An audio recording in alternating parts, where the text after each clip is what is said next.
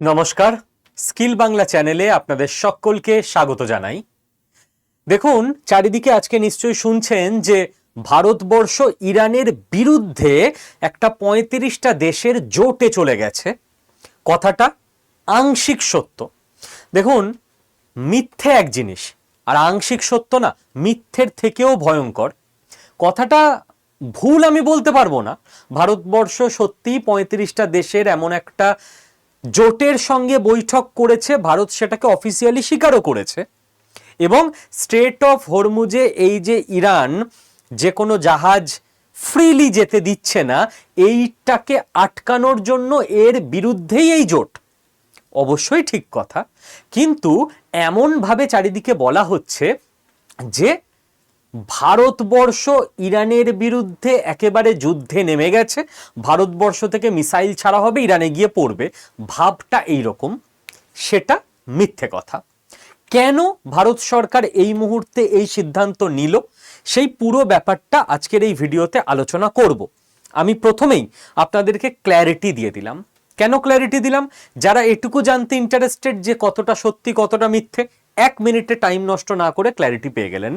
এবার যারা এটার মধ্যে ডিপলি ব্যাপারটা বুঝতে চান, জানতে চান, জিও পলিটিক্স নিয়ে যাদের আগ্রহ রয়েছে, তাদের জন্য পরবর্তী পুরো আলোচনাটা দেখুন। যেটা আমাদের প্রথমেই বুঝতে হবে সেটা হচ্ছে ইন্ডিয়া, এই যে 60টা দেশ, এটা অ্যাকচুয়ালি 35টা দেশের গ্রুপ মেনলি, এই গ্রুপে জয়েন করেছে। এর মানেটা কি? To reopen strait of Hormuz. Strait of Hormuz open করা অত্যন্ত জরুরি। কেন?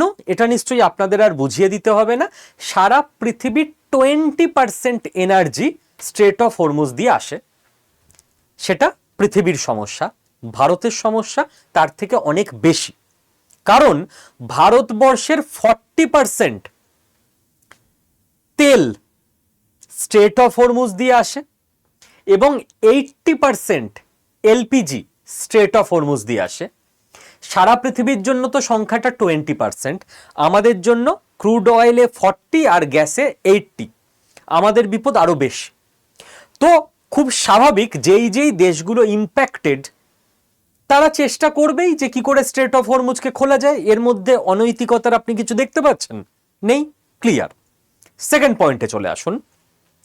এই যে 35টা দেশের গ্রুপ, এই গ্রুপটার উদ্যোক্তা হচ্ছে ইউকে, ইউনাইটেড কিংডম, মানে ইংল্যান্ড, এবং এর সঙ্গে একদম কানাডা থেকে শুরু করে, ইটালি থেকে শুরু করে বিভিন্ন ইউরোপিয়ান দেশ, জাপান থেকে শুরু করে এশিয়ান দেশ, এরা সবাই রয়েছে, যাদেরই স্ট্রেট অফ হরমুজটা খোলাটা খুব দরকার, যে দেশগুলোর জন্য তারা একটা ছাতার তলায় এসছে। এবার আপনি বলতে পারেন, স্যার এই যে দেশ যাদের ইউকে লিড করছে, এ তো ইরানের শত্রু দেশ। ইউকে এখনো পর্যন্ত ইরানে সরাসরি অ্যাটাক করেনি, ঠিক কথা, কিন্তু এই ইউকেই তো বলছিল কদিন আগে যে আমরা 2টো ওয়ারশিপ পাঠিয়ে দিচ্ছি আমেরিকার হেল্পে। তো এরা তো ইরানের সঙ্গে যুদ্ধ করতে চায়। দেখুন, ইউকে ইরানের সঙ্গে যুদ্ধ করতে চায় না চায় সেটা ইরান এবং ইউকের ব্যাপার। এই যে গ্রুপটা খোলা হয়েছে, এই গ্রুপে ইউকে পরিষ্কারভাবে জানিয়েছে পলিটিক্যালি এবং ডিপ্লোম্যাটিক্যালি চেষ্টা করা হবে স্ট্রেট অফ হরমুজ খুলতে। এখানে কোথাও নেই মিলিটারিলি। কাজেই ভারত যে এই গ্রুপে যোগ দিয়েছে, কোনো জায়গায় এটা প্রমাণিত হয় না যে ভারত মিলিটারিলি ইরানের বিপক্ষে যুদ্ধ করতে ঝাঁপিয়ে পড়েছে। এই গ্রুপটার উদ্দেশ্য কি? আমি আবার কোট আনকোট বলছি, পলিটিক্যালি এবং ডিপ্লোম্যাটিক্যালি স্ট্রেট অফ হরমুজ খোলার ব্যাপারে ইন্টারন্যাশনাল প্রেসার তৈরি করা ইরানের ওপর। সেকেন্ড পয়েন্ট বোঝা গেল। থার্ড, আচ্ছা স্যার, তাহলে ইরানের ওপর ইন্ডিয়া প্রেসার তৈরি করতে চাইছে? অবশ্যই চাইছে। আমাদের তেল গ্যাস ইম্প্যাক্টেড হচ্ছে, আটকে যাচ্ছে, ইন্টারন্যাশনাল প্রেসার তো আমরা তৈরি করতেই চাইব। তাতে কিসের ক্ষতি? এটাই তো ইন্টারন্যাশনাল ল, যে ডিপ্লোমেসির মাধ্যমে প্রেসার তৈরি করো, মারামারিতে যেও না, মিলিটারিতে যেও না। ইন্ডিয়া তো সবসময় ডিপ্লোমেসির কথা বলে আসে, এর মধ্যে ভুল নেই কোথাও। চতুর্থ পয়েন্ট, এই গ্রুপে ইন্ডিয়া কিভাবে জয়েন করেছে?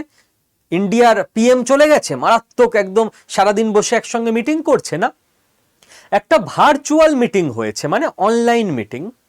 সেই মিটিংয়ে ভারতবর্ষের যিনি foreign secretary Vikram Misri sir, এনাকে নিশ্চয়ই আপনারা এখন চিনতে পারেন, অপারেশন সিঁদুরের সময় ইনি এসে প্রেস ব্রিফিং দিতেন। ডক্টর জয়শঙ্কর স্যারের একদম ইমিডিয়েট পরের পোস্টেই এনার মতো মানুষরা থাকেন। ইনি ওই মিটিংয়ে জয়েন করেছিলেন এবং জয়েন করে ভারতবর্ষের কথা ওখানে উনি জানিয়েছেন যে ইয়েস, ভারতবর্ষ ইম্প্যাক্টেড, ভারতবর্ষ চায় ডিপ্লোম্যাটিক্যালি কথাবার্তা বলে সলভ করতে। যে সমস্ত পার্টির সঙ্গে, পার্টি মানে সিপিএম তৃণমূল নয়, বিক্রম মিশ্রি ওখানে পার্টি শব্দটা ইউজ করেছেন। পার্টি মানে স্ট্রেট অফ হরমুজের ব্যাপারে যেই যেই দেশরা যুক্ত, ইরান যুক্ত, আশেপাশের গালফ কান্ট্রিজ যুক্ত, যারা যুদ্ধরত তারা যুক্ত, তো তাদের সঙ্গে ভারত কথাবার্তা ডিপ্লোমেসি চালাতে চায়, এটুকুই বলা হয়েছে। আমি যে 4টে পয়েন্ট বললাম, এই 4টে পয়েন্ট এক্স্যাক্ট ঘটেছে। ভারত কোনো যুদ্ধে যায়নি, এসব সোশ্যাল মিডিয়ার গুজব। ওকে, এই অবধি বোঝা গেল। নেক্সট, তাহলে স্যার ভারতের স্ট্র্যাটেজিকে কি, ভারতের এই সিদ্ধান্ত কেন? ভারত কি ইরানের বিরুদ্ধে চলে যাচ্ছে? এখানে আপনাকে বুঝতে হবে ভারতবর্ষের ফরেন পলিসি এই মুহূর্তে কি। ভারতবর্ষের ফরেন পলিসি নেহেরুজির সময় ছিল জোট নিরপেক্ষ নীতি। আমরা আমেরিকার জোটেও নেই, আমরা রাশিয়ার জোটেও নেই, আমরা জোট নিরপেক্ষ। তারপর আস্তে আস্তে ভারতবর্ষ রাশিয়ার দিকে শিফট হয়ে যেতে থাকে। তারপর আস্তে আস্তে ভারতবর্ষ এই মুহূর্তে যেটা মেনটেন করে সেটা হচ্ছে মাল্টি অ্যালায়েন্স নীতি, যে আমার সঙ্গে রাশিয়ারও জোট আছে, আমেরিকারও আছে, ইরানেরও আছে, চীনেরও আছে, আমার সঙ্গে তো সবার জোট আছে পাকিস্তান ছাড়া। তো ভারতবর্ষ মাল্টি অ্যালায়েন্স এই যে নীতিটা এই মুহূর্তে মেনে চলে, তার মানে আমি আমার মতো করে সবার সঙ্গে বন্ধুত্ব রাখবো। এবার আমার দুই বন্ধু নিজেরা মারামারি করছে, আমি কারোর একজনের পক্ষ নিয়ে মারামারিতে জড়াবো না। ওরা আমার দুজন বন্ধু যদি নিজেরা মারামারি করে একজনের মাথা ফাটে আর একজনের হয়তো হাত কেটে গেছে, যার মাথা ফেটেছে আমি তার মাথাতেও গিয়ে ব্যান্ডেজ করে দিয়ে আসবো, যার হাত কেটে গেছে আমি ওখানেও ডেটল লাগিয়ে দেবো। আমি দুজনকেই উপদেশ দেবো, ভাই মারামারি করো না, দুজনে বন্ধুত্ব করে নাও, বিজনেস করো, সুসম্পর্ক রাখো। বাট একজন বন্ধু যদি বলে এই ও আমাকে মারছে, তুই কেন ওর সঙ্গে আমার সঙ্গে জয়েন করে ওকে মারছিস না, না, আমরা ওরকম ভাবে কোনো জোটে যাব না। এটা হচ্ছে ভারতবর্ষের নীতি। ক্লিয়ার? কাজেই ইরান যদি কখনো বলে এই ভারতবর্ষ তুমি তো আমাদের বন্ধু, তুমি কেন ইউকের জোটে গেলে, নো, ইয়েস আমি তোমাদের বন্ধু, আমি ইউকেরও বন্ধু, তোমরা মারামারি করছো তোমাদের ব্যাপার, ওই মারামারিতে আমি নেই। ভারতবর্ষের স্ট্যান্ড পয়েন্ট ক্লিয়ার, একটা ম্যাচিওর্ড বুদ্ধিদীপ্ত স্ট্যান্ড পয়েন্ট। ঠিক আছে, যেখানেই মারামারি হবে ওখানেই জড়িয়ে যেতে হবে, এটা কোনো ম্যাচিওর্ড দেশ, ম্যাচিওর্ড মানুষেরও চিন্তা ভাবনা হতে পারে না। এবার আপনি বলবেন এইভাবে চলে নাকি, ও তো ইরান তো বলেই দেবে যে ভারত আমাদের শত্রু হয়ে গেছে। না, ওটা আপনার চিন্তা ভাবনা, কিন্তু রাষ্ট্রপ্রধান যারা, সে ইরানেরও রাষ্ট্রপ্রধান হোক বা ইউকেরও হোক, তারা ডিপ্লোমেসিটা বোঝে। তাদের মাথা রকচটা বস্তির মারামারির মাথা নয়, তারা মারামারি লাগায় কিন্তু নিজেদের মাথাটা ঠান্ডাই রাখে। তাই ভারতবর্ষের মাল্টি অ্যালায়েন্স নীতি সাকসেসফুলি কাজ করছে। কোথায় স্যার সাকসেসফুলি কাজ করছে? চলুন প্রমাণ দেখিয়ে দিচ্ছি। ইরান বলেছে Indian friends in safe hands, no worries, ভারতীয় বন্ধুরা নিরাপদে আছে, কোনো চিন্তা করতে হবে না। আমাদের যে সমস্ত জাহাজের ক্রু মেম্বাররা বা গালফ কান্ট্রিতে আমাদের যারা মানুষজনরা আটকে আছে তাদের ব্যাপারে ইরান বলেছে। এক্ষুনি পাকিস্তান প্রেমী বাংলাদেশি যারা ভাই বোনেরা আছে তারা বলতে আসছিল ওই তো ওই ভারত তো চলে গেছে ইরানের বিপক্ষে, কমেন্ট করতে আসছিল। এইবার ইরান তো ভারতকে বুঝে নেবে, ডিপ্লোমেসি বলে কিছু হয় না, একদিকে আপনাকে লড়াই করতেই হয় না। ভারত দেখিয়ে দিয়েছে ডিপ্লোমেসি বলে হয়। ইউকের সঙ্গে মিটিং করছে আর ইরান বলছে hour Indian friend is safe hand. তো আমরা পারি ওটা করতে, অ্যান্ড আমাদের ইন্টেন্টও খুব ক্লিয়ার যে ভাই আমরা কারোর সঙ্গে ঝামেলা করতে যাব না যতক্ষণ না আমাদের ইন্টারেস্ট ব্যাহত হচ্ছে, বাকি কারোর ঝামেলার মধ্যে আমরা নাকও গলাবো না। এবার আবার পাকিস্তান প্রেমী বাংলাদেশি ভাই বোনেরা ভাবে যেটা কিভাবে হয়, কই আমি তো আমার পাড়ায় এরকম করতে পারি না, আমি তো কোনো মারামারি হলেই ওর মধ্যে ঢুকে যাই, গিয়ে নিজেও দু চার ঘা খেয়ে আসি, সেটা আলাদা ব্যাপার। এটা সম্ভব, কারণ ভারতবর্ষের বিদেশ মন্ত্রীর নাম ডক্টর এস জয়শঙ্কর। আমি একটা কথা সবসময় বলে থাকি আমার স্টুডেন্টদের, আপনাদেরকেও এই চ্যানেলের মাধ্যমে, যারা আমার স্টুডেন্ট নন কিন্তু ভিডিও দেখেন, তাদেরকে বলতে চাইবো যে যে কোনো সরকার বদলাবেই কোনো না কোনো দিন আমাদের দেশে, বাট দেশটা তো থাকবে। তাদের প্রায়োরিটি হওয়া উচিত যে ঠিকঠাক ডিপার্টমেন্টগুলো ঠিকঠাক মানুষের হাতে দেওয়া, মেরিটোক্রেসি বজায় রাখা, পপুলারিটি নয়। কেন এই কথাটা বললাম? দেখুন, এই মুহূর্তে ভারতবর্ষের যে কেন্দ্র সরকার চলছে, তাদের হাজার একটা দোষ থাকতে পারে, আমি এখানে দাঁড়িয়ে ইনস্ট্যান্ট 150টা ফল্ট ধরিয়ে দিতে পারবো। একজন টিচার হিসেবে আমার সবসময় মনে হয় যে 3 টার্ম হয়ে গেল এনডিএ সরকার, এডুকেশনে অ্যাজ সাচ আমি কিছুই দেখলাম না ভালো চেঞ্জ হচ্ছে। কচ্ছপের গতিতে এডুকেশনে চেঞ্জ হচ্ছে, অনেক কিছু করার ছিল এডুকেশনে, হয়নি। হেলথে কচ্ছপের থেকে এক স্টেপ একটু বেশি দ্রুত কচ্ছপের গতিতে চেঞ্জ হচ্ছে। কোথায় হেলথ ব্যবস্থা বেটার হচ্ছে ইন্ডিয়ায়? অনেক কিছু করার ছিল। চারিদিকে খাবারে ভেজাল মেশাচ্ছে, ফুড ডিপার্টমেন্ট কোথায় অ্যাক্টিভ? একের পর এক রেস্টুরেন্টে যদি রেড করা যেত, দেখা যেত বাসি মাংস খাওয়াচ্ছে, যেগুলো ফুড কালার মানুষের জন্য ভালো না, সেই ফুড কালার মেশাচ্ছে। কোনো রেড নেই, কিছুই নেই। আমি তো 3টে বললাম, এরকম দাঁড়িয়ে দাঁড়িয়ে আমি 150টা বলে যেতে পারি অন্তত, না থেমে। কিন্তু যেটা সব থেকে ভালো ব্যাপার, যে ভালো দিক, সেই ভালো দিকটা প্রশংসাও করতে হবে। এই মুহূর্তের কেন্দ্র সরকার যোগ্য মানুষকে যোগ্য দায়িত্বে বসিয়েছে। দেখুন, প্রত্যেকটা পার্টিকেই জেতার জন্য পপুলার লিডারদের ওপর ডিপেন্ড করতে হয়, যারা অনেক ভোট টেনে দেয়। সেই সব পপুলার লিডারদের দাবিও থাকে আমাকে বড় বড় মিনিস্ট্রি দিতে হবে, কিন্তু তাদের বিদ্যা বুদ্ধি নেই, লবডঙ্কা, মানুষকে তাতাতে পারে, ভোট টোট পেতে পারে মোটামুটি, বাট তাদের হাতে মিনিস্ট্রি চলে গেলে না দেশের আর উন্নতি হবে না।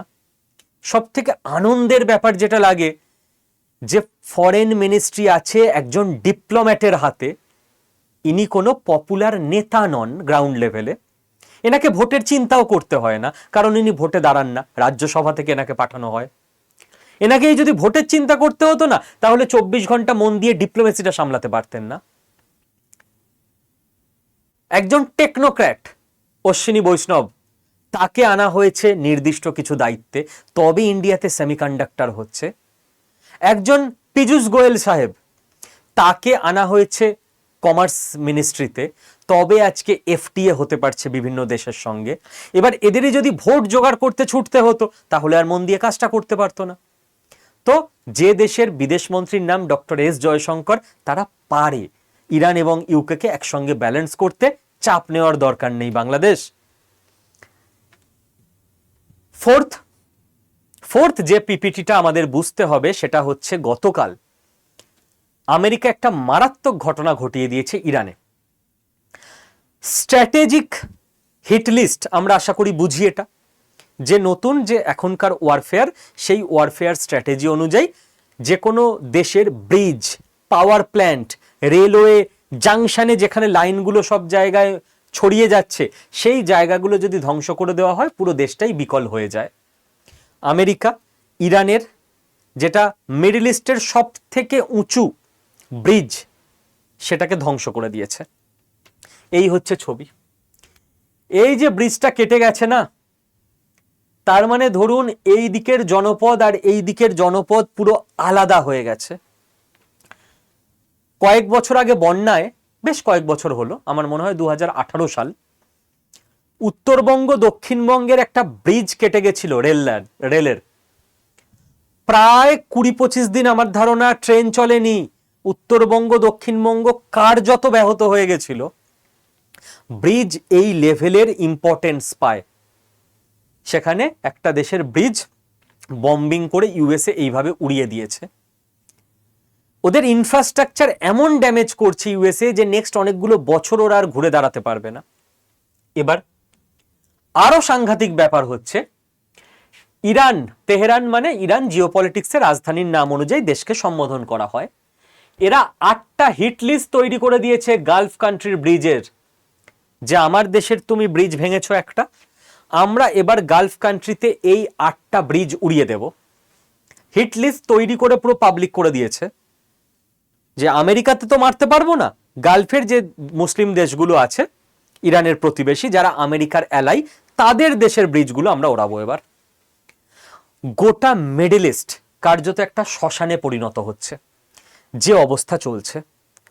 আর প্রত্যেক দিনই একবার আশার আলো আসছে, যুদ্ধ বোধ হয় এই থেমে যাবে, তার পরের মুহূর্তেই মনে হয় কোথায় থেমে যাবে, এ তো আরো সাংঘাতিক রূপ নিল। কেন বলছি দেখুন, ডোনাল্ড ট্রাম্পের ঘোষণা 11 ঘন্টা আগে, এই মুহূর্ত থেকে, এখন থেকে 12 ঘন্টা আগে, আমি পিপিটিটা 1 ঘন্টা আগে বানিয়েছি। কি বলছেন উনি? বলছেন যে আমাদের মিলিটারি যেটা সারা পৃথিবীতে বেস্ট, তারা তো এখনো কিছু শুরুই করেনি, হ্যাজ নট ইভেন স্টার্টেড, খেলা শুরুই করেনি, সবে তো ওয়ার্ম আপ চলছে। ব্রিজ নেক্সট, এরপর আমরা ব্রিজের পর ব্রিজ ওড়াবো, দেন ইলেকট্রিক পাওয়ার প্ল্যান্টস, তারপর ইলেকট্রিক পাওয়ার প্ল্যান্ট উড়িয়ে দেবো। গোটা দেশের ইলেকট্রিসিটি কাট, না টিভি চলবে, না ফোনে চার্জ হবে, না বাল্ব জ্বলবে, না ফ্যান চলবে, এসি তো দূরের কথা, না জল রিফাইন হবে, পুরো দেশ অন্ধকারে ডুবে যাবে। New regime leadership knows what has to be done and has to be done fast. Threat করে বলছে ডোনাল্ড ট্রাম্প যে ইরানের যারা নতুন লিডারশিপ ওরা জানে কি করতে হবে, and has to be done, এবং ওটা করতেই হবে ফাস্ট, তাড়াতাড়ি। কি ইঙ্গিত দিচ্ছে? আত্মসমর্পণ করতে হবে, জানোই তো, করতেই হবে, তাড়াতাড়ি করো, না হলে কিন্তু আরো ধ্বংস অনিবার্য। যখন ডোনাল্ড ট্রাম্প এই লেভেলের থ্রেট দিচ্ছে, এবং কি বলছে? বলছে will bomb Iran back to stone age. কি সাংঘাতিক কথা ভেবে দেখুন, যে ইরানে এমন ভাবে বম্বিং করব, ইরানকে প্রস্তর যুগে পাঠিয়ে দেবো, সমস্ত টেকনোলজি ইনফ্রাস্ট্রাকচার ধ্বংস করে দেবো, ইরানের মানুষকে আবার প্রস্তর যুগে ফিরে যেতে হবে, তাদের কাছে কোনো মডার্ন টেকনোলজি, কোনো ইনফ্রাস্ট্রাকচার কিচ্ছু আর বেঁচে থাকবে না। এতদিন কি বলছিল? আমরা তো ইরানকে স্বাধীনতা দিতে চাইছি, সেই ইউএস এর একই মুখোশ, আমরা তো বাংলাদেশকে স্বাধীনতা দিতে চাইছি। কোন কোন দেশে যে স্বাধীনতা দিতে চায় ওরা? আমরা তো লিডার্সদের মারবো, মানুষের কোনো ক্ষতি করব না। এবার কি বলছে? পুরো ইরানকে প্রস্তর যুগে পাঠিয়ে দেবো। এহেন অবস্থায় ব্যাপার আরো গন্ডগোলের দিকে গেছে, কারণ কিছু ঘন্টা আগে ইরান আমেরিকার F-35 ফাইটার জেট আর একটাকে শটডাউন করে দিয়েছে। F-35 আমেরিকার এয়ারফোর্সের গর্ব। ইরান দুটো F-35 কে শুট করে ধ্বংস করে দিয়েছে। আমেরিকার যত ক্ষতি হচ্ছে ইকোনমিক্যালি, আতে ঘা লাগছে, আমেরিকা তত হিংস্র বাঘ হয়ে যাচ্ছে। এহেন অবস্থায় এই মুহূর্তে যুদ্ধ দাঁড়িয়ে কোন দিকে কোন মুহূর্তে মোড় নেবে নোবডি নোজ। আমরা কেবল সিচুয়েশনের দিকে নজর রাখতে পারি, এবং ভারতবর্ষের যে চিন্তা, সেই এনার্জি ক্রাইসিস, সেটাকে কি করে মেটাতে পারি সেদিকেই খেয়াল রাখতে পারি। এবার এহেন অবস্থায় ভারতবর্ষ কি করছে?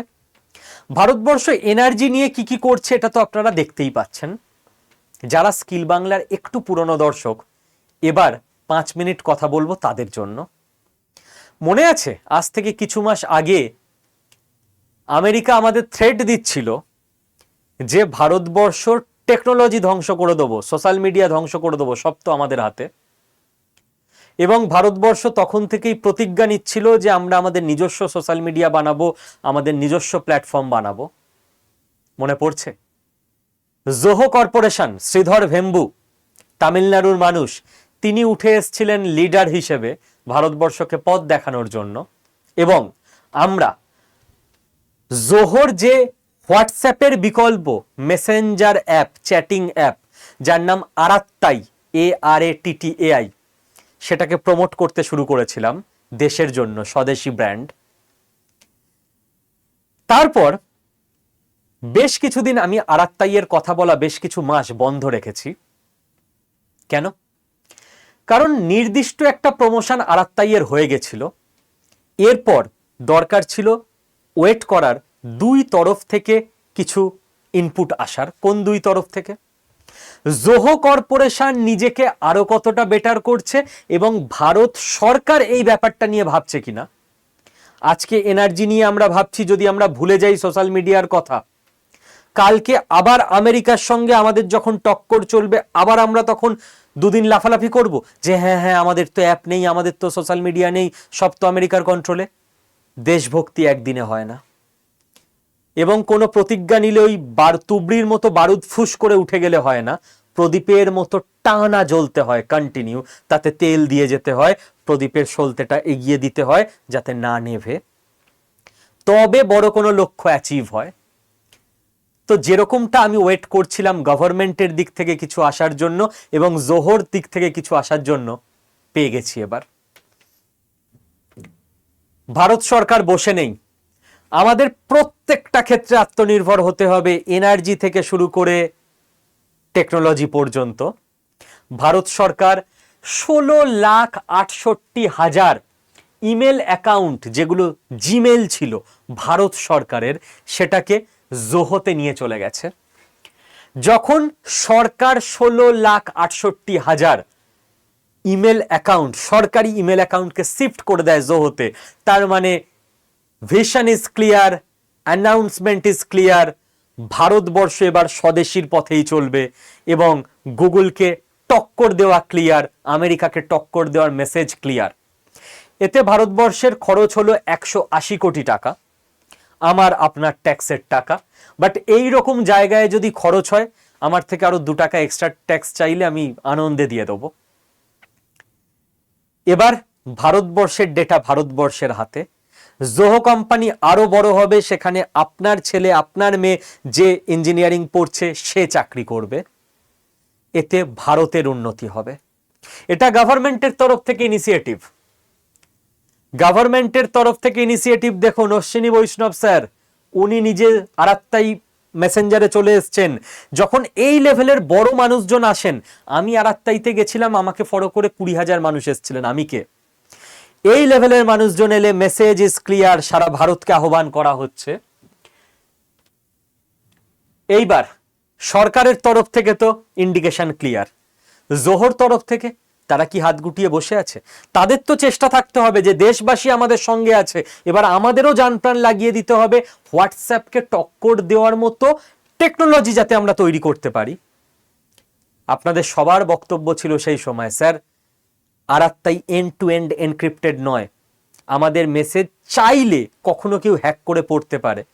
আরাত্তাই এইবার এন্ড টু এন্ড এনক্রিপ্টেড হয়ে গেছে, হোয়াটসঅ্যাপও যা আরাত্তাইও তাই, আপনার মেসেজ আর কেউ কোনোভাবে পড়তে পারবে না। Thank you Zoho corporation. Zoho হোয়াটসঅ্যাপকে টক্কর দেওয়ার জন্য স্টিকার নিয়ে এসছে এবং নেটিভ স্টিকার নিয়ে এসছে।